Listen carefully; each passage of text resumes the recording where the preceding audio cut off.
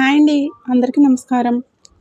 వృషభ రాశి వారికి జూన్ నెలలో ఒక స్త్రీ కారణంగా తీవ్ర విషాదం అనేది జరగబోతుంది. పనులన్నీ కూడా పక్కన పెట్టేసి వీడియోను ఒంటరిగా చూసే ప్రయత్నం అయితే చేయండి. ఈ వీడియోని మాత్రం అస్సలు మిస్ అవ్వద్దు. ఎందుకలా చెప్తున్నాను అంటే కనుక ఈ వీడియోని ప్రముఖ జ్యోతిష్యులను సంప్రదించి ఈ రాశి వారికి జరగబోయేది మీ ముందుకు తీసుకురావడం అయితే జరిగిందండి.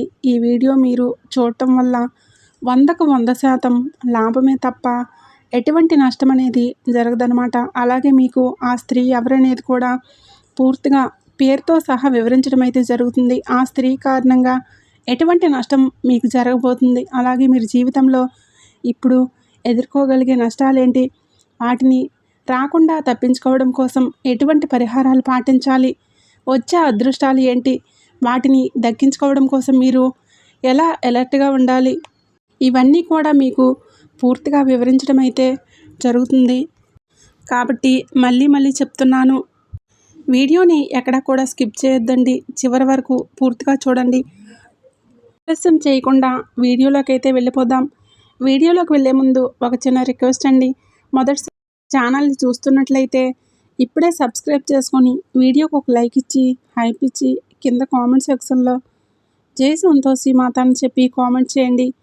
ఈ రాశి వారిని మనం ఇప్పుడు ప్రస్తుతం ఉన్న కాలంలో వ్యక్తిగతంగా గమనించుకున్నట్లయితే కనుక వీరు చాలా అంటే చాలా ఒంటరితనంగా ఫీల్ అవుతున్నారనే చెప్పుకోవచ్చు.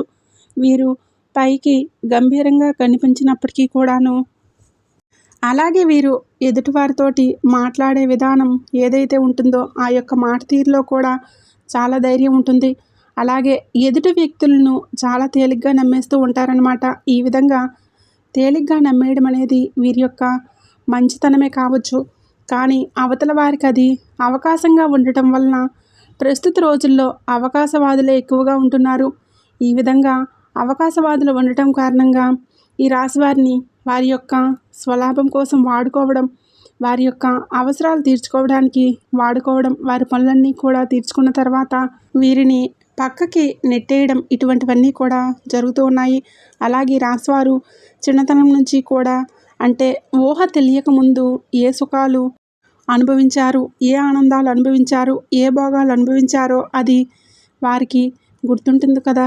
అంతవరకే. కానీ ఎప్పుడైతే వివాహం అనేది వీరికి జరుగుతుందో ఆ వివాహం జరిగిన దగ్గర నుంచి వీరి జీవితంలో అనేక రకాలైనటువంటి మార్పులు చోటు చేసుకుంటాయి. ముఖ్యంగా చెప్పాలంటే కనుక వీరి జీవితం ఏదైతే 80%, 60% గడిచిపోతూ ఉందో ఇందులో సగానికి పైగా కష్టాలు ఎప్పుడు అడపాదడప వచ్చే చుట్టాలలాగా సుఖాలు వచ్చి పలకరించి వెళ్ళిపోతాయే తప్ప జీవితంలో అసలు మేము పుట్టిందే కష్టాల కోసమేనా, మేము పెరిగింది కష్టాల కోసమేనా, మాకు పెళ్ళయింది కష్టాల కోసమేనా అన్నట్లుగా వీరి జీవితం అనేది ఉంటుందన్నమాట. అంటే ఇన్ని కష్టాలు భరిస్తూ కూడా ఒక్కొక్కసారి వీరికే అనిపిస్తూ ఉంటుందన్నమాట, నేను పుట్టింది ఈ కష్టాలన్నీ భరించడం కోసమేనా, నా స్థానంలో మరొకరు ఉంటే కనుక ఎప్పుడో చనిపోయేవారు అని చెప్పి వీరికి ధైర్యం అనేది చాలా ఎక్కువగా ఉంటుంది. మొండితనం అనేది చాలా ఎక్కువగా ఉంటుంది. ఏదైనా ఒక పని చేయాలని చెప్పి నిర్ణయించుకున్నప్పుడు ఆ పని పూర్తయ్యేంత వరకు కూడా పట్టు వదలని విక్రమార్కుడిలాగా ఆ పని కోసం అహర్నిశలు కూడా కష్టపడతారు. ఎంత దూరమైనా కానీ వెళ్తారు. చివరికి ఆ పని ముగిసేంత వరకు కూడా నిద్రపోరన్నమాట. అంత పట్టుదల కలిగిన వ్యక్తులు అంటే కష్టాలు ఉన్నవారికి మానసికంగా కొంచెం కృంగిపోయే మనస్తత్వం ఉంటుంది. కానీ వీరు అలా కాదు. మానసికంగా ఎన్ని కష్టాలు వచ్చినా కూడా నిలదొక్కుకోగలిగే మనస్తత్వం వీరికి ఉంటుంది. అలాగే మనోధైర్యం కూడా వీరికి ఎక్కువ.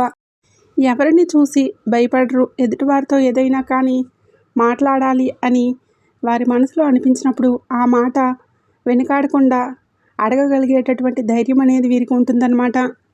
ఇలా ఈ రాశివారి యొక్క ఆడవారి గురించి మనం మాట్లాడుకున్నట్లయితే కనుక ఆడవారి యొక్క భర్తలతోటి కష్టాలు అనేవి ఉండవు.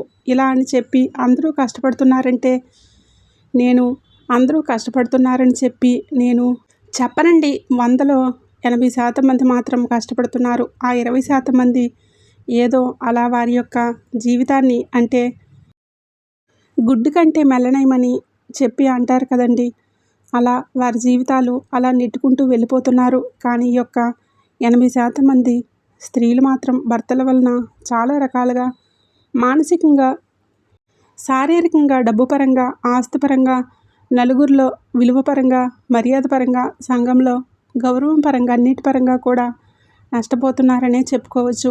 ఆల్రెడీ నష్టపోయిన వాళ్ళు కూడా ఉన్నారని చెప్పుకోవచ్చు. కానీ వీరు మా భర్త మంచిగా ఉండాలి అంటే వీరి యొక్క భర్తకి ఏదైనా మద్యపానం సేవించే అలవాట్లు ఉండటం, అలాగే భార్యను అనుమానంతో హింసించడం, అలాగే పిల్లల్ని సరిగ్గా పట్టించుకోకపోవటం, పిల్లలకి భార్యకు చిన్న చిన్న కోరికలు ఏవైతే ఉంటాయో ఆ కోరికలు నెరవేర్చకుండా ఉండటం, మానసికంగా మాటలతోటి వారిని టార్చర్ చేయడం, అవసరమైతే వారి మీద చెయ్యి చేసుకునైనా కానీ ఇంట్లో మనశ్శాంతి లేకుండా చేయటం, ఇలా చేస్తూ ఉంటారనమాట.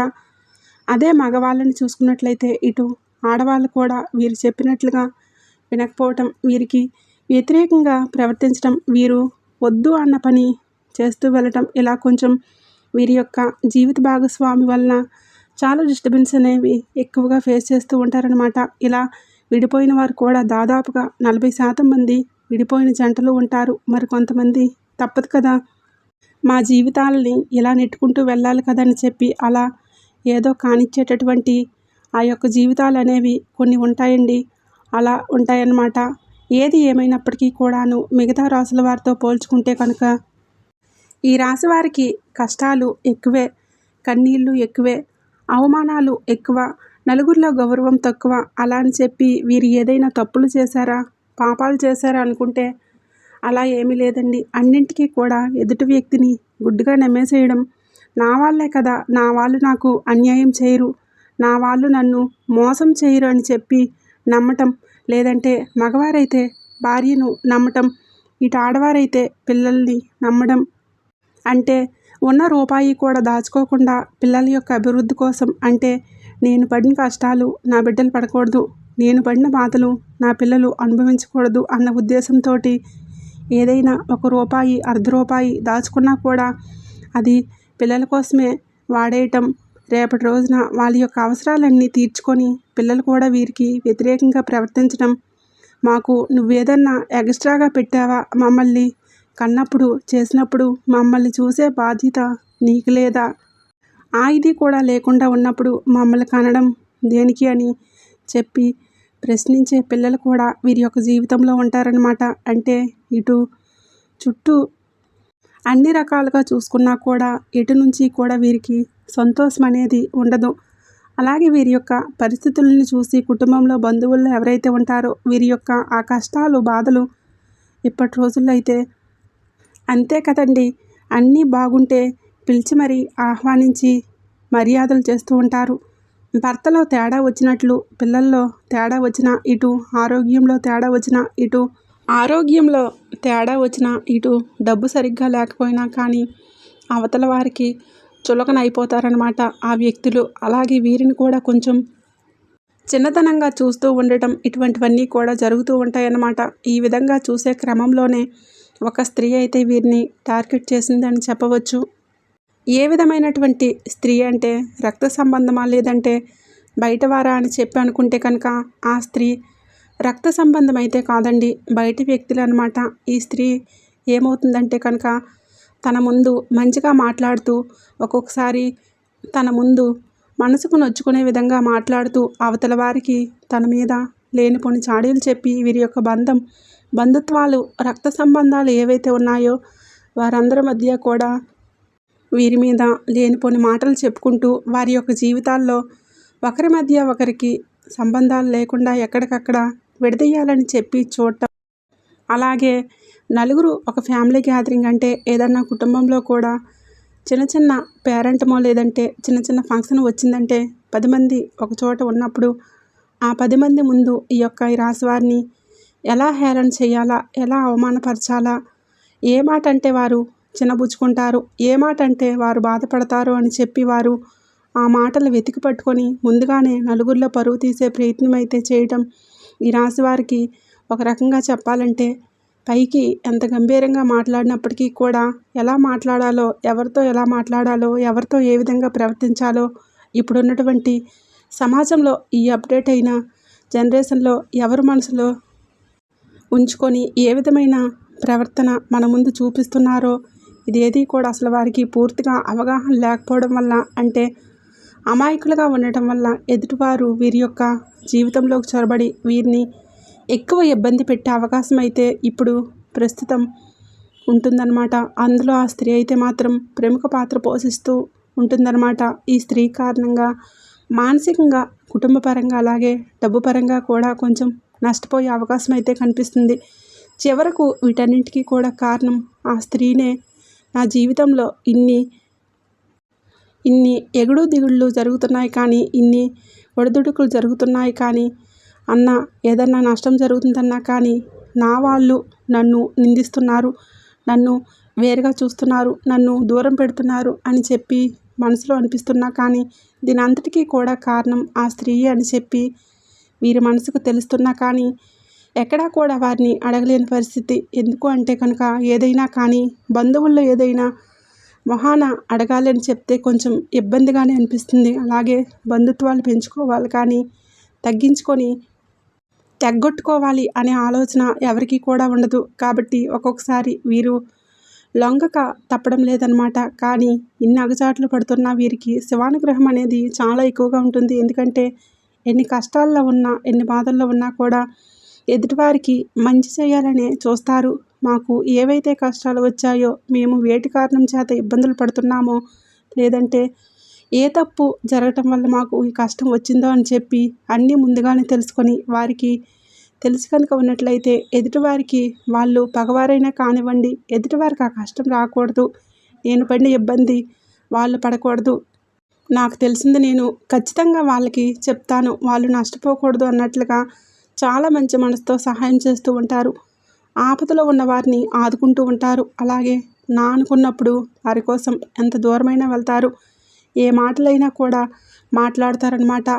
ఇలా వీరిలో ఉన్నటువంటి ఈ యొక్క మంచి మనసు వల్లే వీరి జీవితంలో ఇన్ని బాధలు పడుతున్నా, ఇన్ని సమస్యలు అనుభవిస్తున్నా ఈరోజు కూడా ఈ యొక్క శివానుగ్రహం అనేది వీరికి ఉండడం చేత వీరి డబ్బుకి ఏ విధమైనటువంటి లోటు లేకుండా, అలా అని చెప్పి లక్షలు ఉంటాయి, కోట్లు ఉంటాయి అని చెప్పి నేను చెప్పనండి. కానీ ఏదో తినడానికి తిండి, కాస్త అవసరానికి రూపాయి చేతిలో ఉండటం, ఇటువంటివి మాత్రం వీళ్ళు చనిపోయేంత వరకు కూడా ప్రశాంతంగానే జరుగుతుందని కూడా చెప్పుకోవచ్చు.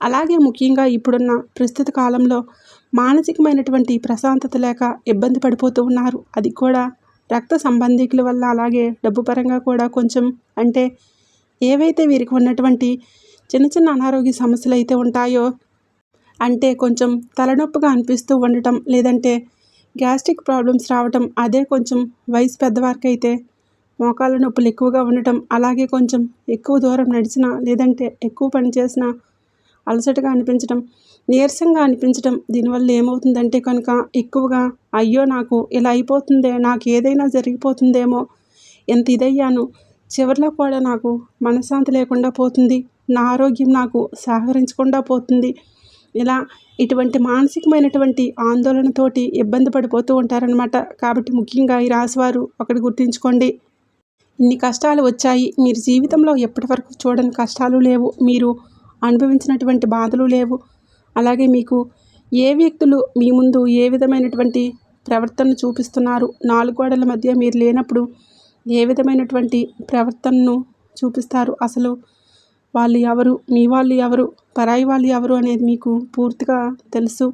మీ అనుకున్న వాళ్ళు మీ నుంచి పూర్తిగా దూరం అయిపోవడం, మీతో మాట్లాడకుండా ఉండటం, అలాగే మిమ్మల్ని ఇబ్బందులు పెడుతూ ఉండటం, మాటలతోటి మిమ్మల్ని చిత్రహింసలు చేయటం, ఇటువంటి వాటిని అన్నింటినీ కూడా మీరు భరించారు. ఇప్పుడు ప్రస్తుతం ఏదైతే ఈ జూన్ నెల ఏదైతే ఉందో, ఈ నెలలో మాత్రం మీరు మీ మనసుతో ఒకటే ఆలోచించుకోవాలి, పడ్డంతకాలం పడ్డాను, ఎన్నో కష్టాలు అనుభవించాను, ఎవరు ఎటువంటి వారో పూర్తిగా నాకు తెలిసిపోయింది. ఎప్పటి నుంచి అయినా కానీ నా సంతోషం నేనే చూసుకోవాలి, టైంకి తినాలి, టైంకి పడుకోవాలి, ఎక్కువగా దేని గురించి ఆలోచించకూడదు, దేని గురించి ఎక్కువగా పట్టించుకోకూడదు, నా ఒంటిని నేనే శ్రమ పెట్టుకోకూడదు, ఎవరి కోసమో కూడా నేను శ్రమ పడకూడదు, మొహమాట పడకూడదు అని చెప్పి వీరికి వీరే తెలుసుకొని టైంకి తినడం, టైంకి నిద్రపోవడం, ఎక్కువగా దేని గురించి అతిగా ఆలోచించకుండా ఉండటం, ఎక్కడ మాటలు అక్కడే వదిలేసేయడం, మనసులో ఏదీ లేకుండా మనసును చక్కగా ఏకాంతంగా ఉంచుకోవడం, ఇటువంటివన్నీ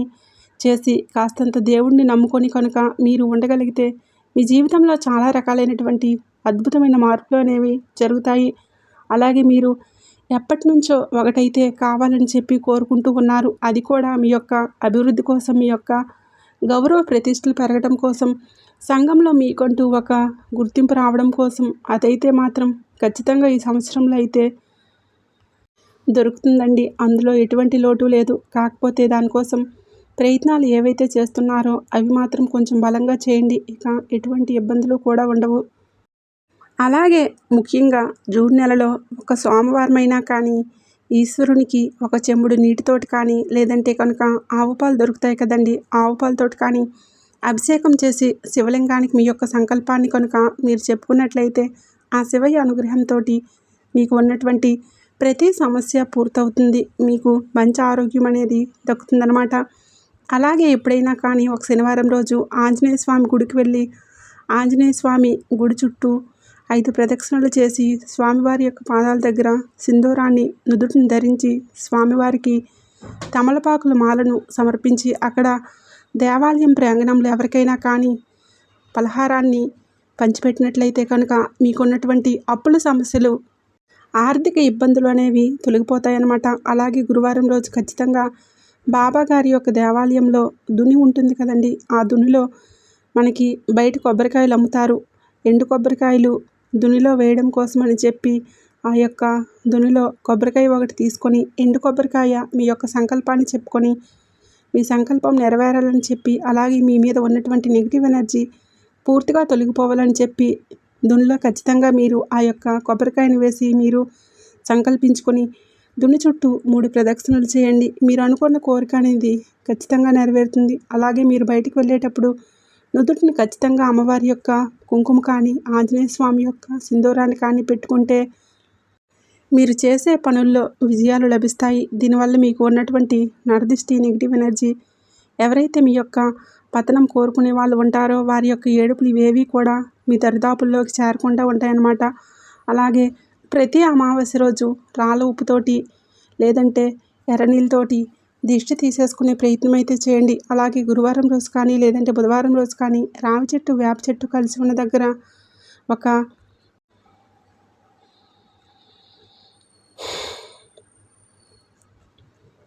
చెంబుడు నీటిని పోసి పసుపు, కుంకుమ, పూలతోటి పూజించుకొని అక్కడ మీరు ఆవు నేతితోటి దీపారాధన చేయండి. దీనివల్ల మీకు ఉన్నటువంటి మీ యొక్క కుటుంబంలో ఏవైతే సమస్యలు, ఆర్థిక ఇబ్బందులు ఉన్నాయో అవన్నీ కూడా పూర్తిగా తొలగిపోతాయి అన్నమాట. అలాగే నల్ల నువ్వులను 1 కేజీ తీసుకొని ఎవరికైనా పంతులు గారికి నల్ల నువ్వులను దానం చేయండి. దీనివల్ల మీ జీవితంలో ఏవైతే ఆ యొక్క చెడు నెగిటివ్ ఎనర్జీ ఉంటుందో, లేదంటే శని ప్రభావం వల్ల మీరు పడుతున్నటువంటి కష్టాలు ఏవైతే ఉన్నాయో అవి పూర్తిగా తొలగిపోతాయి. రాహు కేతు దోషాలు కూడా పూర్తిగా తొలగిపోతాయి. కాబట్టి ఇది ఖచ్చితంగా చేసుకోండి. అలాగే ముఖ్యంగా ఎప్పుడైనా కానీ గుర్తుంచుకోండి, ఒక శనివారం రోజు అంటే శని త్రయోదశి రోజు చేస్తే ఇంకా మంచిది. ఇది శనివారం రోజు నువ్వుల నూనె తీసుకొని వెళ్ళి నువ్వుల నూనెని శని భగవానుడికి, అంటే మనకి నవగ్రహాల్లో శనిగ్రహం దగ్గరికి వెళ్ళి నువ్వుల నూనెతో అభిషేకం చేసి కాస్తంత అంటే నువ్వులు బెల్లం కలిపిన లడ్డూని నైవేద్యంగా సమర్పించి నువ్వుల నూనెతోటి దీపారాధన చేయండి. దీనివల్ల మీకు చాలా వరకు కూడా సమస్యలు అనేవి తగ్గుతాయన్నమాట. ఇలా మీ జీవితంలో చిన్న చిన్న మార్పులు చేసుకుంటూ, ఇలా చిన్న చిన్న పరిహారాలు చేసుకుంటూ మీరు మంచిగా ఉంటే ఈ నెల రోజులు కూడా ఎటువంటి ఇబ్బందులు ఉండవు, ఎటువంటి సమస్యలు మీకు ఉండవు. హ్యాపీగా లైఫ్ అనేది ముందుకు వెళ్ళిపోతుంది. ఏ కష్టాలు మీరు పట్టించుకోకండి. అర్థమైంది కదండి. ఈ రాశి వారికి ఈ వీడియో నచ్చిందని అనుకుంటున్నాను. వీడియో నచ్చినట్లు అనిపిస్తే ఒక లైక్ ఇచ్చిన వెంటనే హైప్ అని వస్తుంది, హైప్ ఇవ్వండి. కింద కామెంట్ సెక్షన్లో జై సంతోషి మాత అని చెప్పి కామెంట్ చేయండి. మొదటిసారి మన ఛానల్ని చూస్తున్నట్లయితే ఇప్పుడే సబ్స్క్రైబ్ చేసుకుని సపోర్ట్ అయితే చేయండి. ఆ సంతోషి మాత ఆశీస్సులు మీ మీద ఎల్లకాలం ఉండాలని మనస్ఫూర్తిగా కోరుకుంటున్నాను.